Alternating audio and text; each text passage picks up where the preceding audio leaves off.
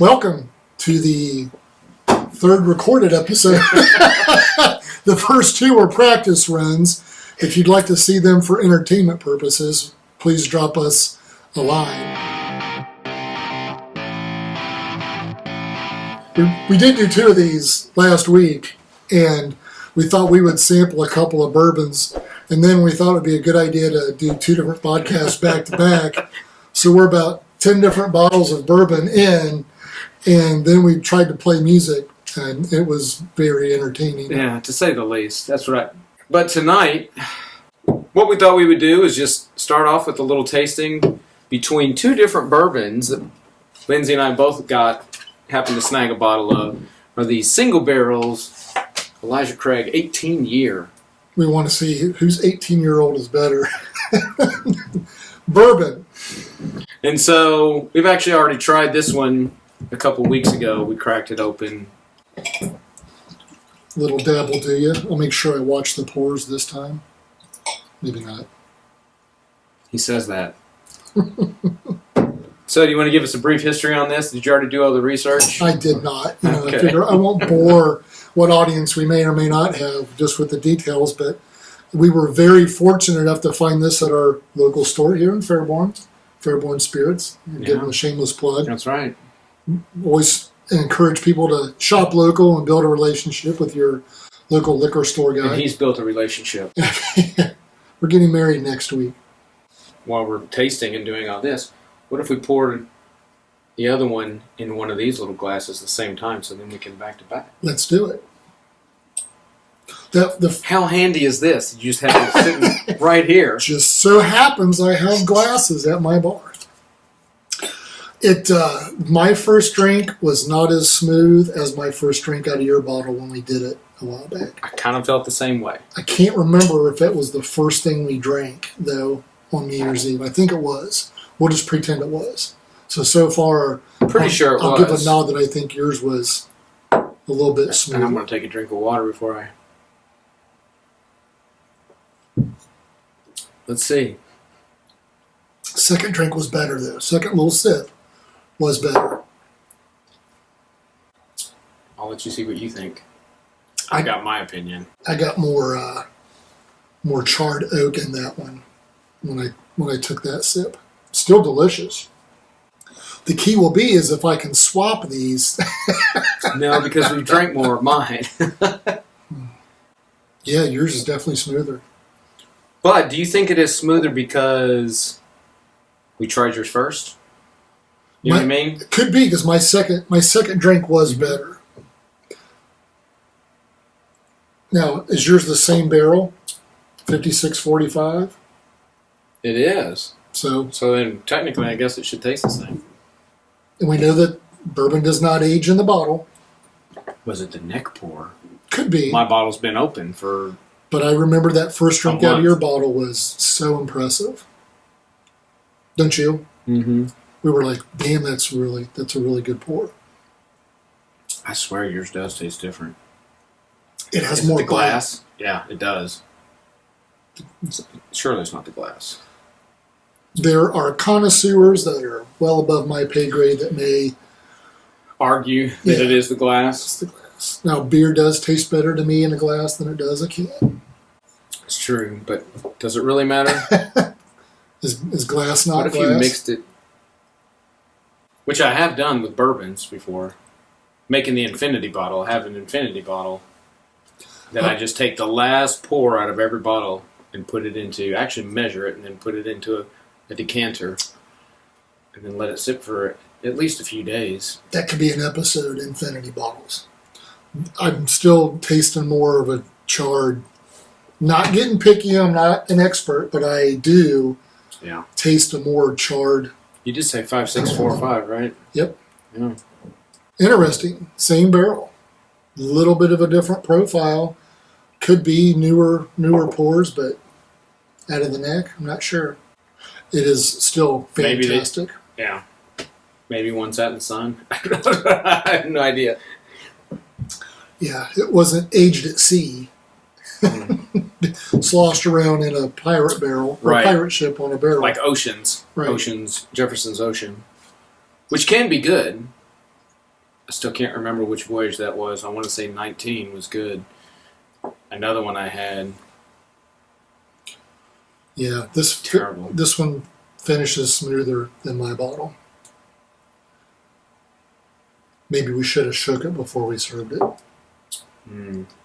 No. Shaken, not stirred. Absolutely. Decent price for an 18-year-old bourbon, $149 retail, roughly, I Something think. like that. Yeah. Hope my wife doesn't watch this. $7.38 a pour. You want to try my brand new? Let's try that. Okay. I grab it. So Middle West they have two different pumpernickels, which one of them is the straight rye whiskey dark pumpernickel, cask strength, 128 proof. Is this really going to taste like pumpernickel? Well, that one's delicious, I think. This is another pumpernickel. This is batch number 1, so this is the very first batch of this. Is a ported pumpernickel rye, double barrel matured, American white oak cask, French tawny port cask. So, yeah, we're going to try it. Comes in a nice, pretty little tin. $100 retail. Please. And that? Yeah. Nice dark color. Wow, that is dark. 100 proof, I think. Is that right? You're trying to get me drunk. 99.5 proof. Yeah. Set this over here so you didn't try to steal it. Smells pretty good. Again. Some of them really do not have a very good smell. Yeah, there's some that's like, Maybe we should do that some night. All the bourbons that we have not enjoyed. I got an eyebrow raise on that sip. Is it complex? I got a really weird smell just as I went to take a drink, and not my favorite. I need another. It's got a weird kind of smell to it. And then when you go breathe to, in and then yeah, take and a then drink, you take a drink, it like it's already back here. messes up with your head. And it lingers. That drink is lingering on my tongue. Yeah. And my palate. Do I I sound kind of don't. Do I sound bougie and fancy A when I little say bit. it? On my taste buds. Wow, the more I drink it, the less I like it. It's like I hope you didn't pay a lot for that one. $100. 106 out the door, something like that. That's about like Angel's Rye, which I know some people will probably kill me for saying, but Angel's Rye is terrible to me. Some people love it. My brother recommended that one to me, and so I came across it, found it, thought it would be great, bought it, disgusting, hate it. That is very different. Yeah. That is one of the top 5 different bourbons. Different meaning I would never buy that. I did. No, maybe with a cube or something. Maybe we should have poured a little drop of water in there to see if it did any. Not right now because I'm over it already. But maybe the next time I'm gonna pass on the rest of that. Next time I open that. You want it? You can't pass on. All right. Here. Pour it under the table. Nobody will look.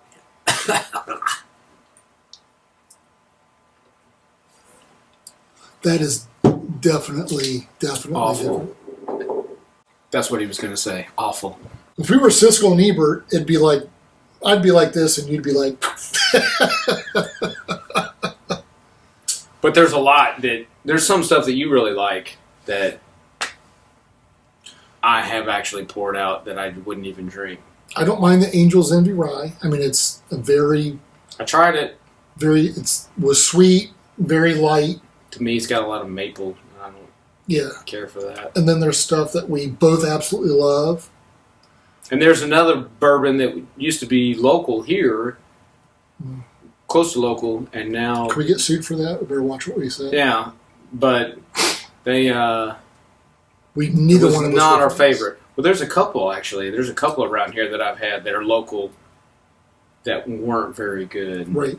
But they're starting to pop up because there's another one that I didn't even know about. And it could be just that bottle. We've already acknowledged that not every bottle tastes the same. There are some very consistent. We both really like Benchmark, which is a bottom shelf. What is the cheap bottle? Is $9.99 retail. Yeah. In our area. And it's made by Buffalo Trace. But some of those are actually really good. They've got a brand new line of bottled and bond and single barrel and small batch and top shelf, like top shelf or top rack. Or yeah, foolproof. And some of them are still $20 or less. 24, I think, is like one of the most. I don't even know if they're that much, but and they're maybe we'll do which I don't think you can get in Ohio. Yeah, I don't think you can get all of those in Ohio. I've had to go to Indiana to get some of those. We'll do a bottom shelf comparison some night with the ancient age Evan Williams. And I'm not a huge Evan Williams fan. Okay, bottled and bond, like bottled. Oh, I like that one. Yeah. That one I like. Yeah. Well, maybe I'm thinking of something else. I went to one of the distilleries. It did, I've been to several of them, and we made a whole weekend of it once, and we went around to all these different distilleries, and we went to this one. We weren't planning to go there. It's just downtown Louisville, and like, oh, let's go in here. We went in there and tasted, and didn't find a single bottle I liked. Yeah, it's been. And I thought that was Evan Williams, but I don't know. I don't think they had the bottled and bond. Some of the winery hopping's been like that too, where we go to Virginia and hit like 3 or 4 different wineries, and I really don't know if it's really good by the end of the tour, but I'm usually more messed up than a college kid's checkbook, so it could be. It could be. And depending on who's watching this, they're like, "What's a checkbook?" Right. So let's wrap this up, friends. Thanks for hanging out with us. I'm sorry. Yeah. What were you gonna say? I was just gonna say on that note, we're out. We'll be back. We'll try to keep it short. Talk short a little and bit. Sweet and to the point. Cheers. Cheers. See you, friends. Cheers.